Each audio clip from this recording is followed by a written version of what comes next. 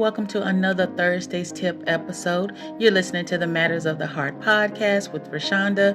I talk about inspiration, motivation, wellness, and mind peacefulness on this platform. I share experiences, advice, and knowledge to help you and me improve our life and learn more.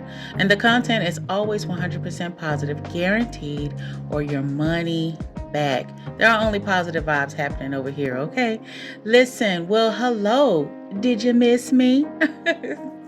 I don't know if you all remember Martin. It was a 90s sketch comedy show by the one and only Martin Lawrence. And let me tell you, we couldn't wait to watch every episode. You could always count on Martin to bring the funny, whether it was with Shanae, Jerome, Roscoe, Bruh Man from the fifth floor. I think one of my favorite episodes, because there were many, was when Tommy Davidson played Varnell Hill, and that was his tagline. Did you miss me?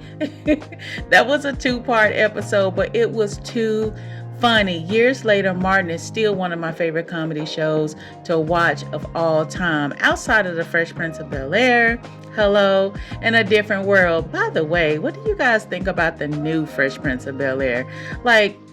I like it, and I definitely love the characters. I think all the characters are fitting to their names. However, it's a little dark for me. But I did start watching it, and I do like it, but it's a little dark. But what do you think? Okay.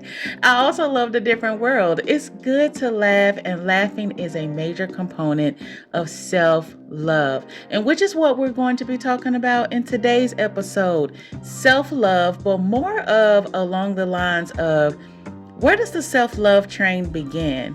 Which is today's topic. Where does the self-love train begin? So if you listen to the podcast on Sunday, I stated that today, for this Thursday's tip episode, I would be reading a snippet of Yolanda and I's new book, My Husband Chose the Homewrecker Over Me, Now What? A Guide to Discovering, Rebuilding, and Moving Forward After Infidelity and Divorce. When you look around today, you have a lot of people proclaiming the words, love yourself. And it's a catchy tagline, right? However, that's all it was for me, because it's one of the areas I proclaimed but didn't follow up with doing it, okay? I sucked at it.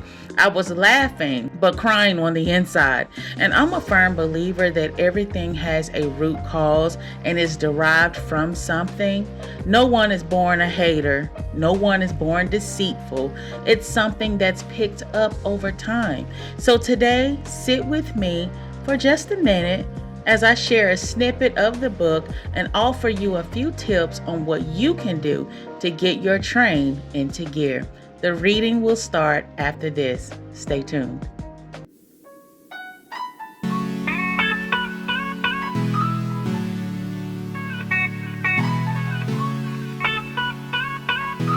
Everything that happens is motivation.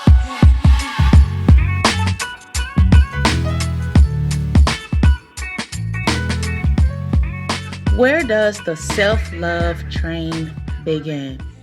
I've experienced quite a few things in life, and by the Lord's mercies and grace, I've overcome quite a bit of things as well.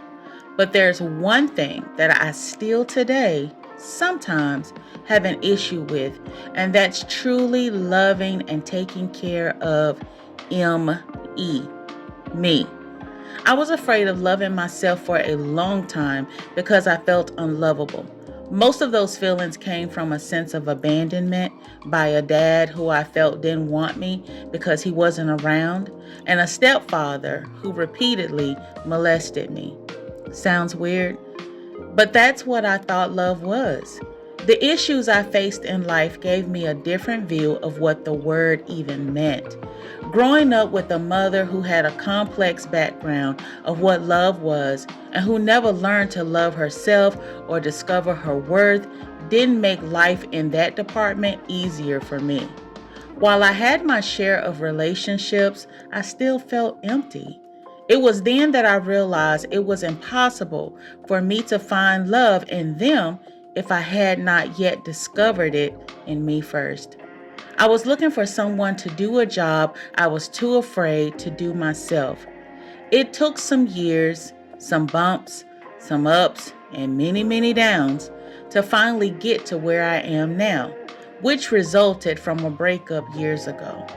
There are women right now looking for companionship, someone to love them, support them, and lift them up when their tired hands are too weak to do so. We're looking for strong, good, and Christian men who are ready to quit playing games, settle down, and be fulfilled. But for that to happen, we have to become whole, not half, but 100 with ourselves. They say love is an inside job. With that, I've realized there are a few things that I have to work on internally, such as my health, mind, and emotions, before I even attempt to look in the direction of wanting a mate. This word became very evident when I heard the Lord tell me one crisp January morning, I want you to love yourself. Say what, God? I didn't exactly know what that meant because I thought I truly did love myself. But if the creator of the universe says otherwise, well, it's best to listen up.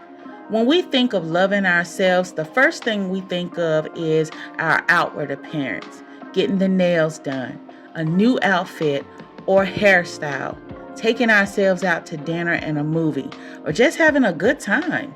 All those things are great and necessary, but loving yourself comes from deep within, such as, how do you view yourself? Is your low self-esteem running your life and relationships? Now that you've heard that small excerpt from My Husband Chose the Homewrecker Over Me, Now What by Yolanda, Randolph, and yours truly here, let's take a moment to dive deeper into the topic of self-love and how it can help us heal and move forward from difficult situations. As I mentioned during the excerpt, self-love can be a difficult thing to cultivate, especially when we've experienced trauma or neglect in our past, but it's crucial for our well-being and for building healthy relationships with others. So in the next segment, I want to share some tips and insights on how to start that journey towards self-love and healing. Be right back. Everything that happens is motivation.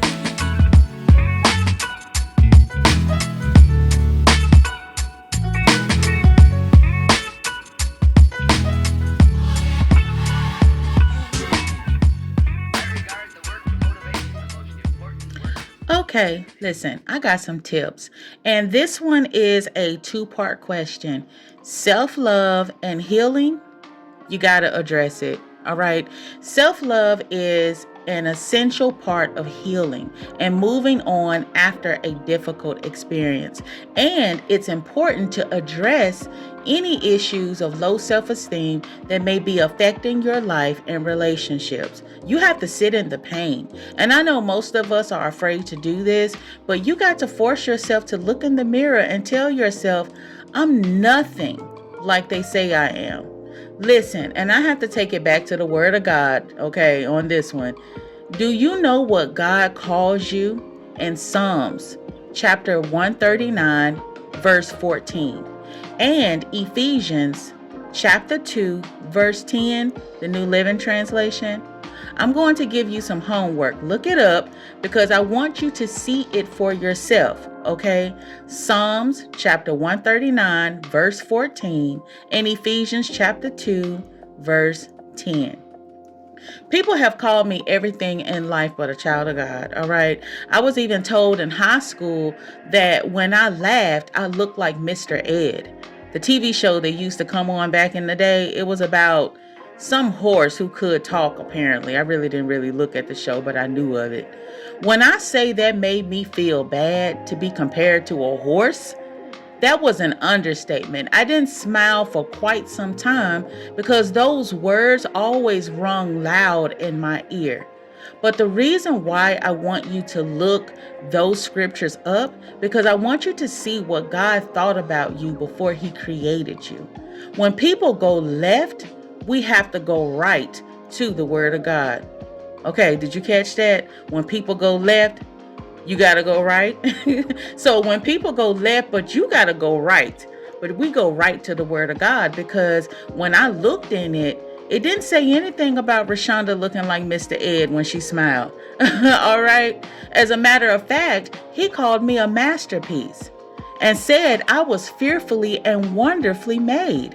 His work is marvelous, and my soul knows it very well. Now, those are the scriptures. But it's one thing to see it, it's another thing to believe it and hold it dear in your heart. I'm not saying things won't bother you, but we all know it's not about the information we get or receive, but our actions after. Tip number 2, don't be selfish. Take the time and work. Take time to work on yourself internally, such as your health, your mind, and emotions, before attempting to find a partner. There's a reason why I said don't be selfish. Listen, if you still got mama, daddy issues and need validation of someone telling you they love you every second, or have some major trust issues, don't enter a relationship. That's selfish, because the other person is expecting to get into a relationship with a healthy person, a whole person. And this goes for women, men, and myself as well. Okay, I'm learning too. I'm not exempt, okay, from the come to Jesus talk. We all can come up just a little bit more. If you're self-conscious about your weight, then do the research and lose the weight. I think we live in a society where too many broken people are trying to heal broken people. Okay, let me say that again. We're living in a society where too many broken people are trying to heal broken people. Now, don't get me wrong, no one is going to be perfect in any relationship.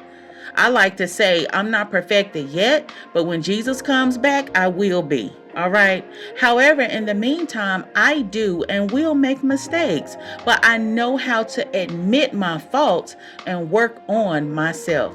I also know how to apologize and compromise if need be. If I'm wrong, I'm going to admit it. I'm going to admit I was wrong after I've sat in the pain and had a little pity party, okay? I say all that to say, if you have not achieved those things and you're still blaming people and have a hard time admitting your faults or compromising, then work on your before, okay? Work on you. Work on your before you go into your after, all right? Okay, work on your before you go into your after to get with a boo. Only when you work on yourself will you be able to identify what you will put up with and what you don't want in a relationship. All in all, it starts with you. Now, those were the tips I have regarding loving yourself, truly loving yourself, because it's more than just a word or a tagline. It's about you, all right? It's about you. Are you living up to the words you speak about and say you are? I didn't mention this in the tips, but if you're really having a hard time coming to grips with who you are, listen, I believe in Jesus and therapy, okay? We need the word and someone to listen to us. That's another thing I talk about in the book. Acknowledge God on where to go and get some counseling. I've done it, okay? So I ain't saying I'm not exempt. I've done it, and it's needed. Don't let nobody shame you out of getting the healing you need. And there's so much more in this book, y'all.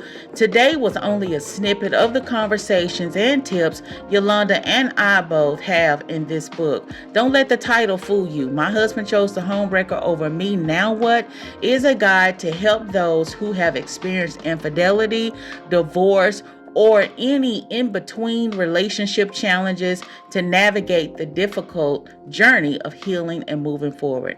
It provides practical advice and tools for discovering one's worth, rebuilding after heartbreak, and finding the strength to move on. Through personal stories and practical tips, this book offers hope and encouragement for those who are struggling to rebuild their lives after a devastating experience, okay? So, and I always say, and I don't know if you guys caught the YouTube channel or you caught the the other video podcast that me and Yolanda did that I posted on here. But my chapter, I do talk about divorce, but I feel like my chapters is healing in any step of the relationship process you might be in.